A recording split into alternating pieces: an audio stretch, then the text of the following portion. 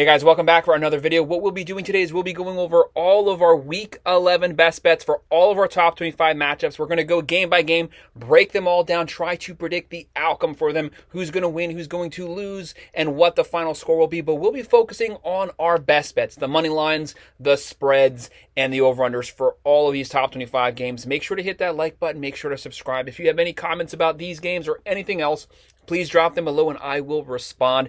Every week we go over every single college football game. We also do the same thing for every NFL game as well. Make sure you're subscribed to the channel. If you're a football fan, if you're a sports fan, subscribe to the channel so you can follow along with us. So we're going to be looking at these best bets for all these games. The very first one we have, because we have a lot of matchups and teams are getting deeper into conference play, and there's a lot of injuries starting to spring up.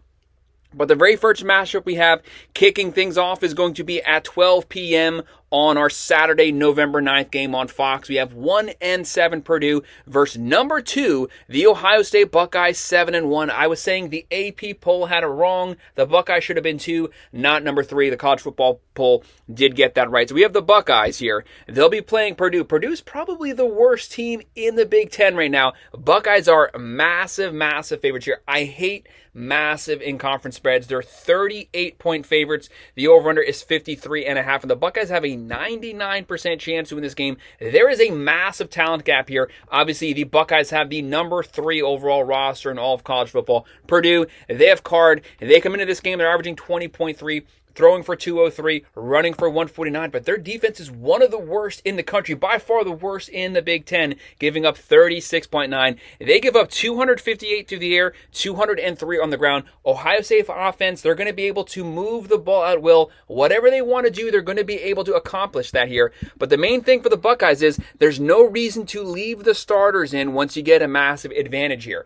As the way things sit right now, you are lined up to be replaying the Oregon Ducks in the Big Ten Championship. You just want to make sure that you get there healthy. They have Howard closing in on 2,000 yards, 19 touchdowns, 5 picks. They're averaging 37.8, throwing for 279, running for 187, and their defense, a top 5 defense in the country, giving up 12 points per game. They're going to be able to feast on a bad Purdue offense, but get those starters out early. They have Quinton Junkins, Henderson, Smith, Egbuka, multiple weapons. Just make sure you keep everyone on track, focused. As of right now, just win your games, and you're going to be rematching with the Ducks. That was a close loss the first time. It's hard to beat a good team twice. I have the Buckeyes cruising here easily, winning this one 41-17, not covering the spread, but going with the over. Like I said, that's just a massive spread for an in-conference game. Then our next matchup on ESPN at 12 p.m. Number 4 Miami Hurricanes, 9-0. They'll be playing 5-4 Georgia Tech. Do not sleep on Georgia Tech. Do not underestimate them with their 5-4 record. This is a very talented team. The main thing that has set them back the last few games is the injury to their quarterback, Haynes King. He led the ACC in touchdowns last season, the number 1 rushing quarterback in the conference. He's a really good quarterback. We don't have any word yet if he's going to be playing this game. If he doesn't play this game, look for Miami to be able to feast on both sides of the ball. If he does play this game, first game back, if he's healthy, Miami's shown a lot of issues in their secondary. Georgia Tech will be able to vertically push the ball down the field. Very hard to run on Miami, but Miami's secondary is really questionable. There's going to be opportunities to vertically push the ball back, but if it's Pyron starting, it's going to be hard for them to have time to be able to get those passes off. Miami, 11-point favorites. The over-under here is 63.5, and the Hurricanes have a 76.9% chance to win this game. Right now, Cameron Ward is the Heisman frontrunner. He's tied right now for most touchdowns in Miami quarterback history. He's only played 9 games. He has a lot of games left over. He's closing in on 3,200 yards, 29 touchdowns, 6 picks. You can also add in 4 rushing touchdowns to that. They're averaging 47.4, the number 1 offense in all of college football. They throw for 383.3. They run for 186. Their defense is number 18 in total yards, but they have a top 50 defense giving up 22.6. Like I said, the issue is in the secondary where they give up 236 passing yards per game, but only 95 on the ground. Georgia Tech does love to run the ball. The question is who's going to be the quarterback. Right now they're averaging 27.7, throwing for 247.8, running for 176.8. They can run the ball, but Miami's going to make it hard for you to live on that run. That's going to affect the play action for Georgia Tech. Georgia Tech's defense is giving up 22.4. Miami has to get the early start here.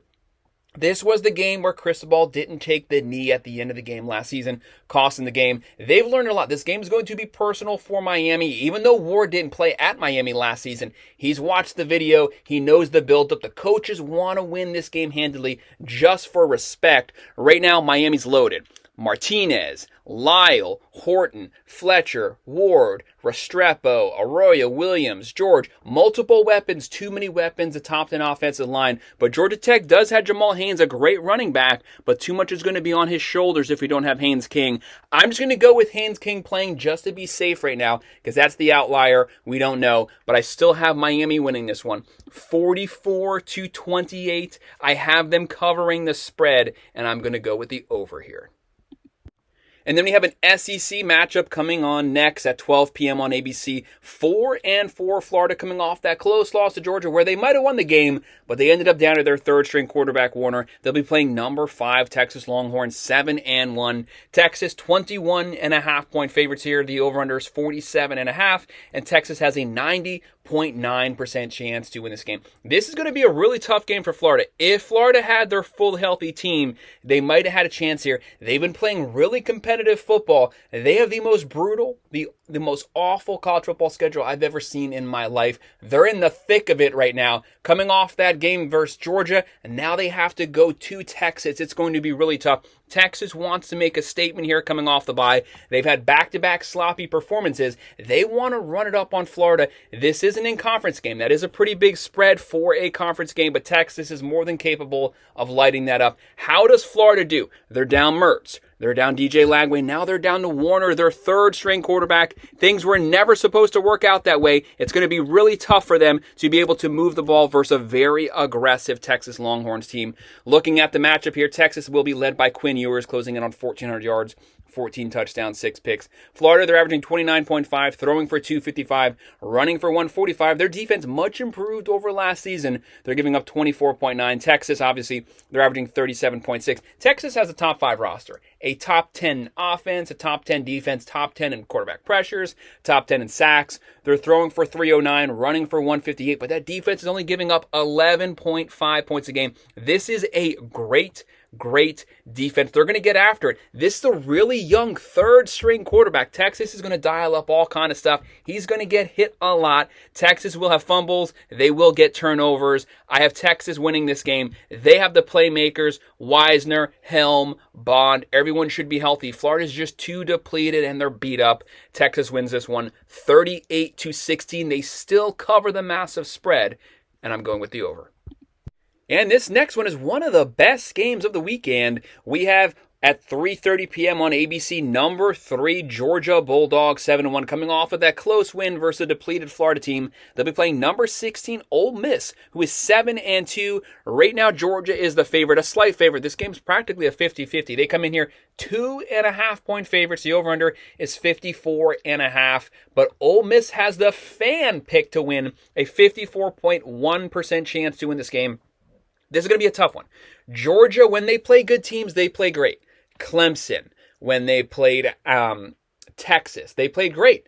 But then they have a lot of sloppy performances. They play up to or down to the level of their competition. Which version of the Bulldogs shows up this season? They have a great defense. They don't have as great of a defense they've had the last few years, but it's still a top 20 defense. Their biggest issue is turnovers from Carson Beck. He has 8 picks in his last 3 SEC games. He's been playing awful. They're way too pass heavy right now. Georgia used to be known for their offensive line, run game, defense. Their offensive line isn't getting pushed at the line of scrimmage. Their run game has not gotten going at all. They're way too pass heavy. Georgia doesn't want to rely on passing. They want to run the ball and then build off of the play action from that. Ole Miss, they've already dropped 2 SEC games. Their shot of making the SEC is the SEC championship is basically 0. However, if they win out and go 10-2 out of the SEC, they will make the playoffs. So everything is still in front of them right now. It's just there's 0 room for error. Lane Kiffin teams, they look great last weekend. Can they keep that momentum going here? If they play Georgia and beat them, that would give them a lot of momentum going forward. But Georgia obviously has the number 2 roster. Beck closing in on 2,400 yards, 17 touchdowns, 11 picks. You got to keep the turnovers down. Jackson Dart closing in on 3,200 yards, 21 touchdowns, 3 picks. Georgia averages 33.1. They throw for 307. They're only running for 132. They got to get that number up. Their defense is giving up 17.3 points a game. For Ole Miss, they're averaging 42.1, throwing for 383, running for 178. A very balanced offense, averaging just under 600 yards per game. And they have a top 3 national defense, giving up 13.2 points a game, only 82 on the ground. Georgia needs to establish the run. Ole Miss is going to make it very difficult to get that run game going, but they do give up 265 yards through the air. Georgia's been loving to throw the ball this season. There's going to be opportunities for Carson Beck to push the ball down the field to Smith. Etienne has to get going at the running back position, and Ole Miss, a great 1-2-3 punch. Dart, Parrish Jr. closing in on 700 yards. Trey Harris, if he plays this game, closing in on 1,000 yards. He's a top 5 receiver in the nation. I'm just going to do it. I'm going to call upset. I have Ole Miss pulling the upset here, winning this one 30-27.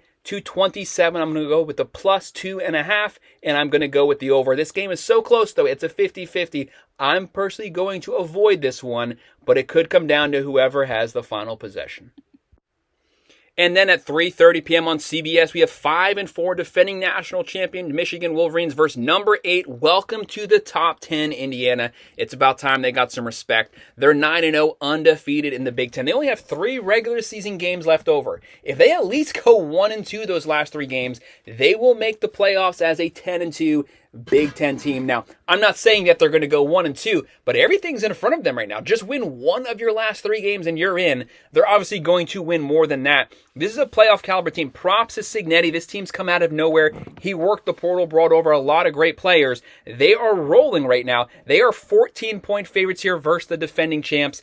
The over-under is 49.5, and Indiana has a 86.9% chance to win this game. This is not the Michigan of last season, but still, it's a massive brand. It's a king of the conference, so it would mean a lot to out-physical Michigan. Sharon Moore wants to keep the ball on the ground. They basically have no passing offense, one of the worst passing offenses in the nation. They want to run the ball. Edwards, Mullings, nonstop. They have a good defense, not a great defense, but Indiana, they can do everything. Rourke is fully healthy right now. He's closing in on 2,300 yards, 19 touchdowns, 3 picks. They can throw the ball. They can run the ball. They can line up with you, punch you in the mouth, and they're playing elite top 10 defense right now. Michigan, they're only averaging 21 points a game. They throw for 143. They run for 165. Really bad offensive numbers. Their defense is giving up 23.3 points a game. And for Indiana, the number 2 offense in the nation, just behind Miami. They average 46.6. They're throwing for 389.2.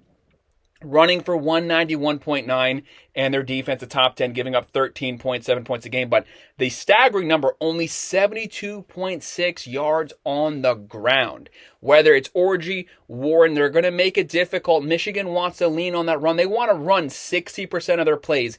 Indiana's going to make them have to work for it. They're fine battling this game out in the trenches. They have the playmakers. They have Ellison. They have Surratt. I have Indiana winning this game, but the physicality of Michigan, just like last game versus the Ducks, they might get a couple second half touchdowns, but I still have Indiana winning this one 34-20. So that would be coming in right at the push, but that line will move by game time, and I'm just slightly going to go with the over. But this is a big game for Indiana. And then our next matchup are going to be on Fox Sports 1 at 3:30. Number 17, Iowa State, 7-1, coming off that loss. How do they respond here? How do they rebound under Matt Campbell? Very disciplined coach, a very disciplined team. Can they get everything back on track? They only have 1 conference loss, only 1 overall loss. Everything is also still in front of them. They can still make the Big 12 championship. Just take every game by game. They'll be playing 2-6 Kansas. Kansas is limping into this game. They've had an awful season. A lot of people were predicting them to be competing in the Big 12.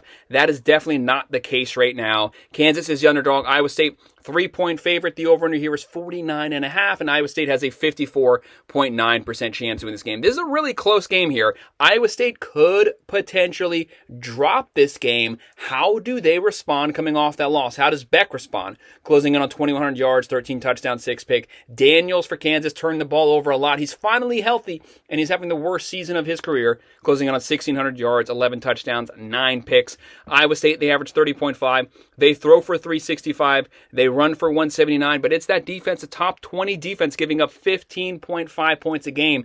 but you can run on Iowa State. That's where the issue is. They give up 165 yards on the ground. Kansas has one of the best running backs in the nation. They have Neal. He's closing in on 800 yards rushing. He's a beast. They're going to lean on Neal. He's going to be getting a lot of carries here. How does Iowa State respond losing the physicality battle this past weekend? We know that Matt Campbell wants to lean on their physicality. Kansas, they're averaging 30 points a game. Throwing for 205, running for 212, they're giving up 24.6 points a game. To me, this game is going to be surprisingly close, but I have Iowa State pulling it off, winning this one 28-23, covering the spread, and we're just barely going with the over. And our next matchup is an ACC game at 3:30 p.m. on ESPN. Number 23 Clemson 6-2, coming off that second loss. They'll be playing Virginia Tech 5-4. Do not underestimate Virginia Tech. This is a very talented team, and they're really good at running the ball. This game could easily turn into a shootout. Clemson 6.5-point favorites. The over-under here is 52.5, and they have a 62.4% chance to win this game.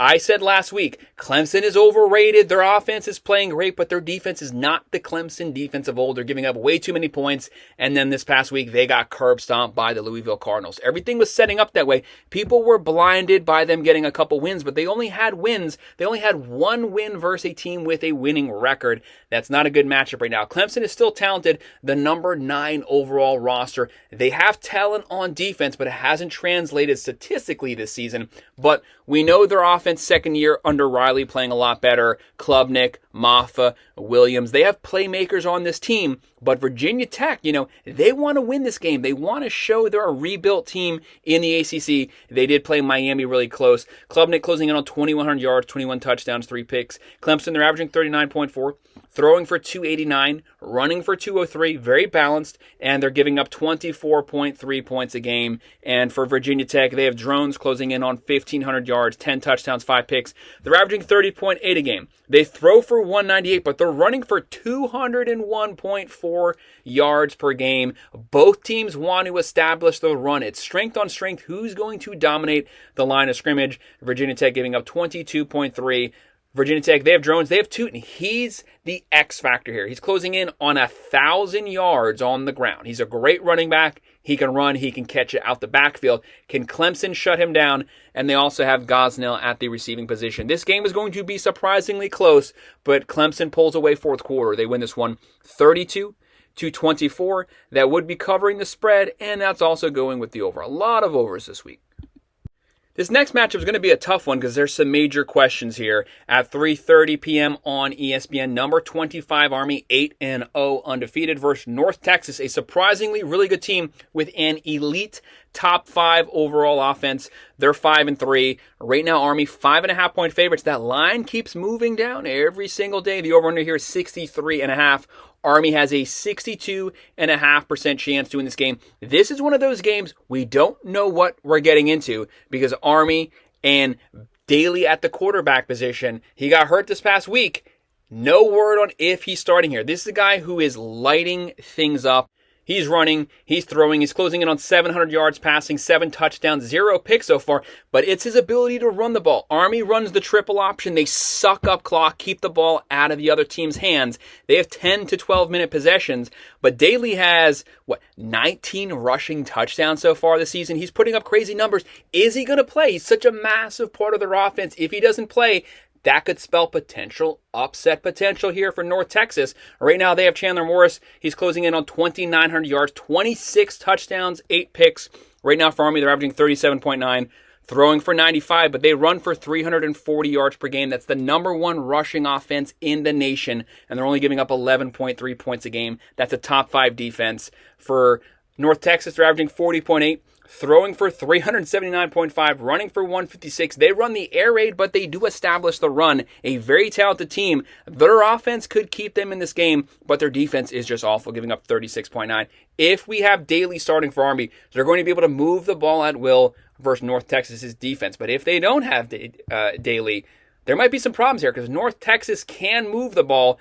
Army has to play a typical game, a time of possession game, run the triple option, just run that clock down. Maybe you have 2 possessions every quarter and you only give the ball to North Texas once or twice max every quarter. I have Army winning this one, 33-27.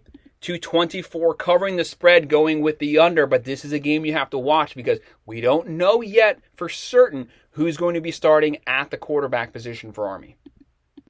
And then a really fun game at 4 p.m. on Fox. Number 20, Colorado Buffalo, 6-2, only one Big 12 loss so far. Their other loss was to Nebraska, so that doesn't count against them for the Big 12 standing. They'll be playing Texas Tech, who's coming in here at 6-3, coming off of that upset win versus Iowa State. Texas Tech is riding hot right now. They just upset a top 10 team. Very talented team. They don't play defense, but they can move the ball. Right now, Colorado, 3.5-point favorite. The over-under 62.5. There's going to be a lot of points scored here. Colorado has a 63.5% chance to win this game. There is an upset alert potential for this game. I think this game goes down to the fourth quarter. It goes down to the final possession. The big question is, who has the ball last? That's probably who is going to win this game. We know Colorado under Deion Sanders. They have Shedeur Sanders closing in on 2,600 yards, 21 touchdowns, 6 picks. They have Hunter. They have Horn, a very talented wide receiver core, one of the best ones in the nation. They're averaging 31.4, throwing for 349.4, running for 80.6. They can't run the ball, but they can definitely throw the ball. They are giving up 22 points a game, a much improved defense over last season. Texas Tech is right there with them, and they have a lot of momentum right now. They have Morton closing in on 2,400 yards, 19 touchdowns, 5 picks. They're averaging 36.4, throwing for 293.4, running for 164.4, giving up 34.4 points a game. They give up 315 yards through the air every game. That doesn't spell well for a Colorado team that's extremely pass happy. They're going to be able to push massive bombs down the field. Look for a lot of Hail Marys here, and they're going to be hitting on those deep shots. Texas Tech gives up a lot of points. They give up a lot of yards. They can score, and they are balanced. They have Morton, but they have Taj Brooks, a top 5 running back in the nation, closing in on 1,100 rushing yards. He's having a great season so far. He's going to get the ball a lot. Can Colorado slow down Texas Tech's run game? Final possession here. I have Colorado just barely holding on, winning this one 37-34. They do not cover the spread, so I'm going with the plus 3.5, but I am going with the over. But this is one of those games you have to watch, because if Texas Tech steals this one, I would in no way be surprised either. And then our next matchup at 7 p.m. on the Big Ten Network, 4-4 Maryland versus number 1 Oregon Ducks, 9-0. Oregon massive favorites here, 24-point favorite. The over-under is 57.5. There's going to be some points here, but the big thing is Oregon's going to win this game. When do they pull their starters? That's a major question for me. Once you get a big lead, I would pull your starters. Everything's setting up right now for you to rematch with Ohio State. You want to be there fully healthy. There's no reason to be running the score up here. The Ducks, heavy favorites, 93.5% chance to win this game. For Maryland, they have Edwards Jr. closing in on 2,400 yards, 13 touchdowns, 6 picks. And Oregon, they have a top 5 roster. They are loaded, a top 10 offense, a top 10 defense. Dylan Gabriel closing in on 2,700 yards, 19 touchdowns, 5 picks. And he can also throw in 6 rushing touchdowns. Maryland, they average 28.6 points a game. They do throw for 331. They will be able to move the ball, but the Ducks are built at the line of scrimmage. They're going to get pressure on him. They are giving up 27.8 a game. For the Ducks, they average 35.3. They throw for 308.8. They run for 168.1. Their defense only giving up 15.8 points a game, and they are an aggressive, physical defense, and their offensive line is extremely aggressive, very deep at the line of scrimmage. They're built for the Big Ten. Right now, the Ducks, they have all the playmakers. Gabriel, James, Johnson's banged up, but he's still there. Stewart. This is a very deep team. I have Oregon cruising here, winning this one 38-17, not covering the massive spread because they get the starters out early, but I am going to go just slightly with the under also.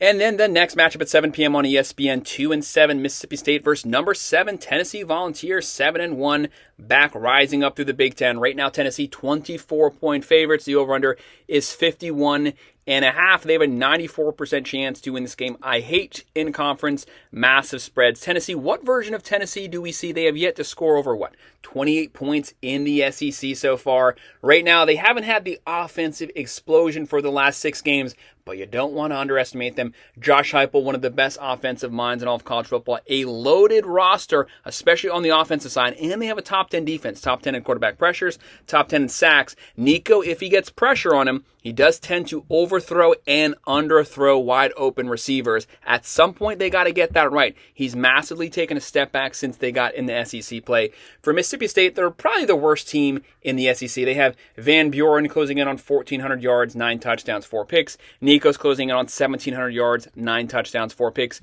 Mississippi State, under Jeff Lebby, they can move the ball. They average 29.1, throwing for 275, but they are giving up 34.6 points a game, the worst defense in the Big Ten. If you want to get the offense going in the SEC, there's no better team to catapult that forward than playing Mississippi State. For Tennessee, they're averaging 38.1, throwing for 249.4, running for 234.5. Probably the most balanced offense in the country, but that defense only gives up 12.4 points a game. That's a top 10 defense. Like I said, they are physical and they get after the quarterback. They will get turnovers. That defense will always keep them in the game. They have Sampson, Thornton Jr., Squirrel White. Tennessee wins this one easily. 38-16 gets the offense kind of going, but I do not have them covering the spread, but I will be going with the over.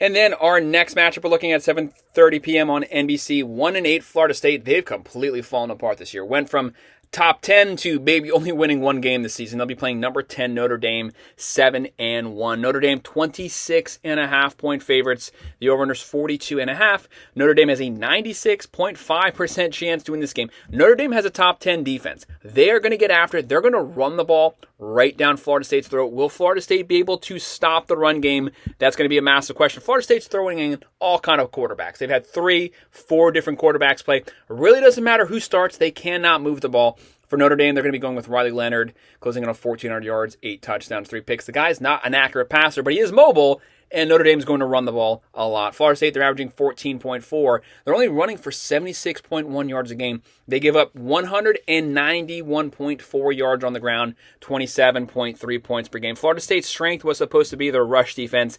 That's completely fallen apart this season. Notre Dame, they're averaging 36.6. Throwing for 198, running for 216.5, and their defense only giving up 12.1 points a game. They are pretty banged up at the offensive line. It should not matter this game. They're far better than Florida State. They have the defense. They're going to get pressures. They're going to get sacks. They're going to get turnovers. Look for a steady dose of Love and Leonard. Notre Dame runs all over Florida State. They win this one 37-13. I do not have them covering the spread, but I will be going with the over.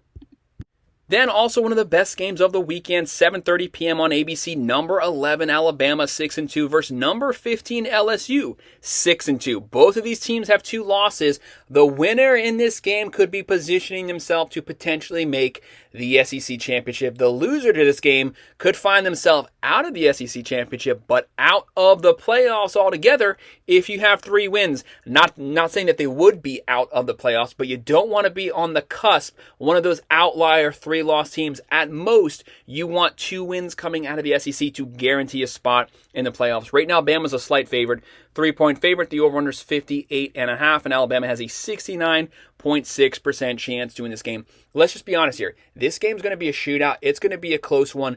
DeBoer versus Brian Kelly. 2 good coaches, 2 quarterbacks who are moving the ball, 2 offensively focused teams. For Alabama, Milroe closing in on 2,000 yards, 13 touchdowns, 6 picks. And you could add in, he has like 10 or 12 rushing touchdowns. He is running a lot this season. And for LSU, they have Nussmeier closing in on 2,700 yards, 20 touchdowns, 9 picks. Can LSU get the run game going? Can Alabama get the run game going? Bama right now, they're averaging 37.6. Throwing for 270.3, running for 177.6. They still need to get the run game going. 177 is not bad, but they don't have a elite level running back. They're not getting that much push at the line of scrimmage. A lot of those rushing yards comes from Milroe. You can't live on that every game.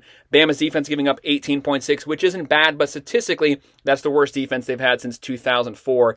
LSU, they're averaging 32.8, throwing for 338, running for 115, and their defense under Blake Baker has taken massive steps forward. They're giving up 22.8. This is a game that could come down to that final possession. Bama, Milroe, Miller, they're going to be running, they're going to be scrambling, and Ryan Williams, a great freshman, he's going to have a couple bomb catches here, but LSU has the playmakers at the wide receiver position to be able to keep up with Alabama and make this game close. This game could come down to that final possession. It will be decided in the fourth quarter.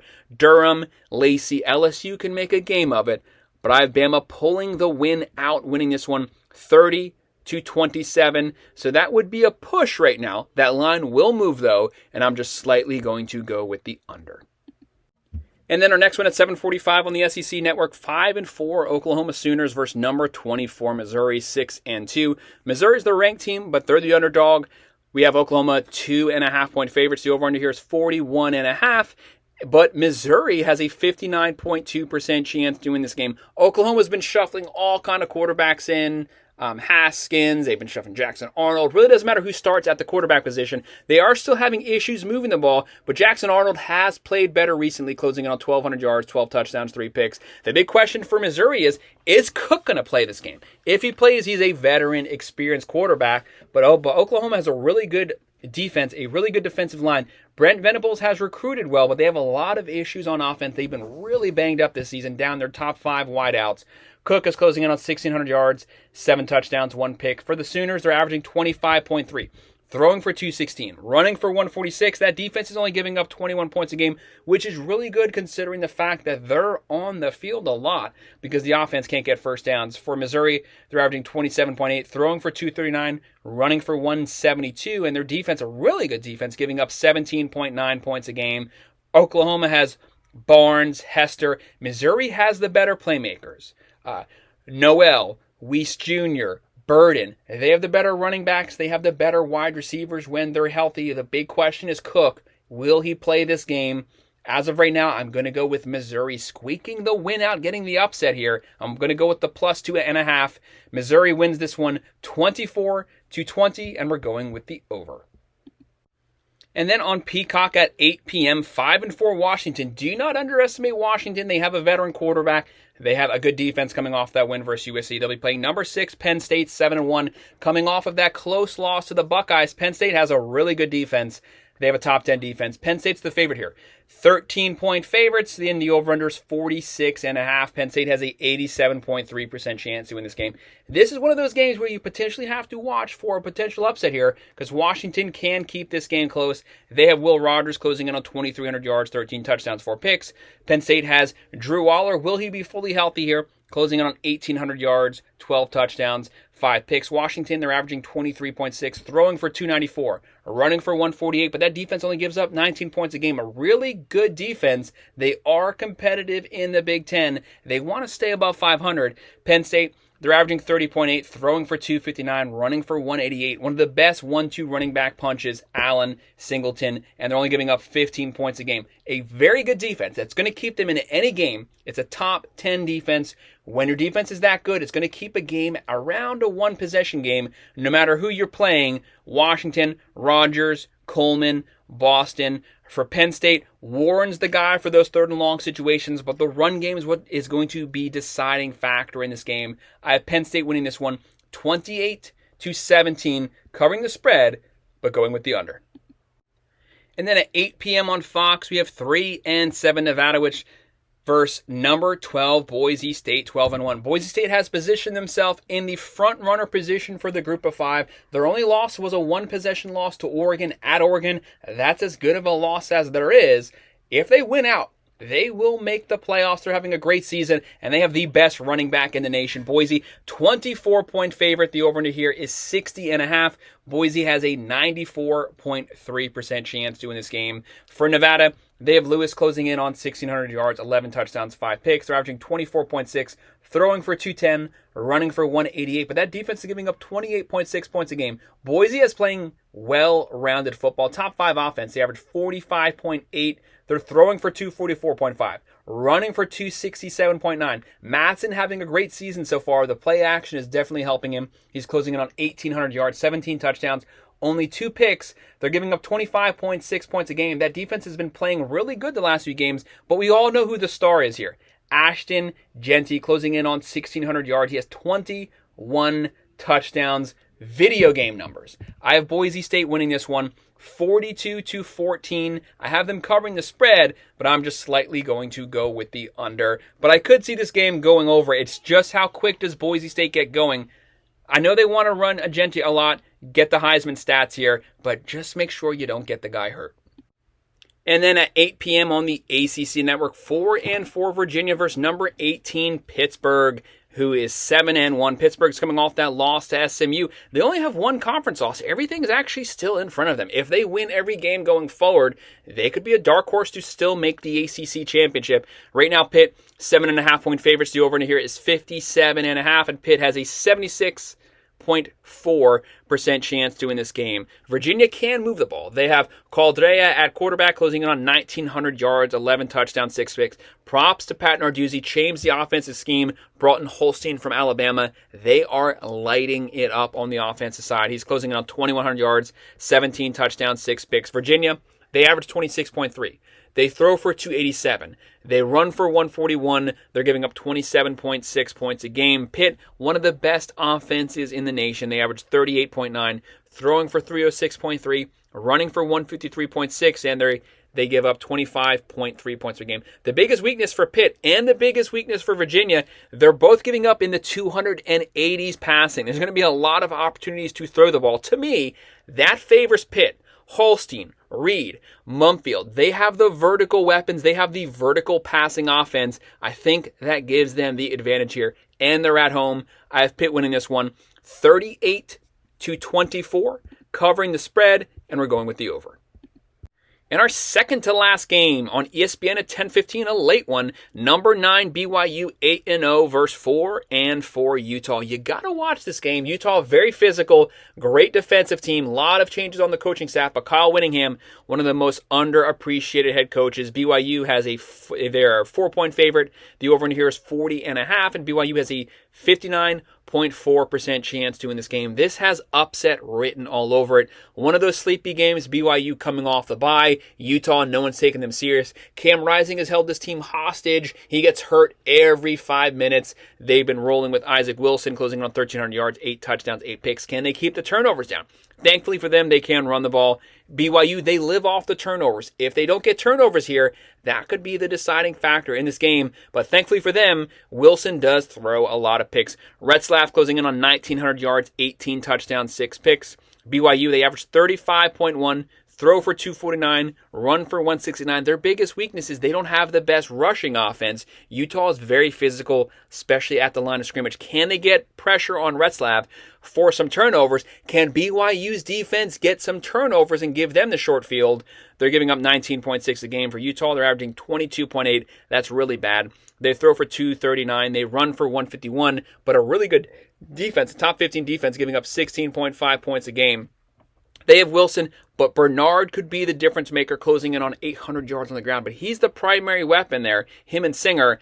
I have BYU getting a turnover when they need it. The turnovers, again, saving this team. They continue to stay undefeated in the Big 12. Props to them. Great team. They win this one in a close, low-scoring one, 20-16. That's a push, and we're going with the under.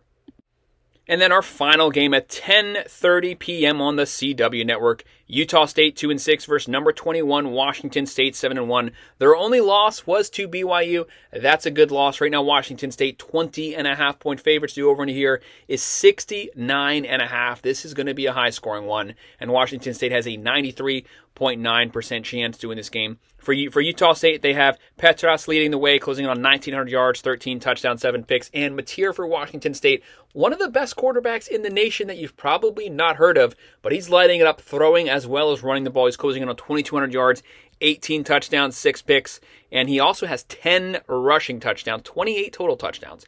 For Utah State, they average 27.8, throw for 308, run for 157, but that defense is almost a complete joke here, giving up 41.5 points a game. They give up 530 yards of offense every single game. Washington State, they're going to love that. They're averaging 38.1, throwing for 300.9, running for 168.4. Their defense is giving up 26.9 points a game. For Utah State, they have Faison closing in on 800, Royals closing in on 900. But Washington State has the playmakers. They have the playmaker quarterback, I'd say a top 10, top 15 quarterback in the nation. He's going to throw it. He's going to run it. I have the Cougars winning this one 44-20. So they cover the spread, but we're going to go with the under. So that's our breakdown. That's all of our best bets for our top 25 matchups. Make sure you hit that like button. Make sure you subscribe. If you have any comments on these games or anything else, please drop it below, and I will make sure to respond. Thank you.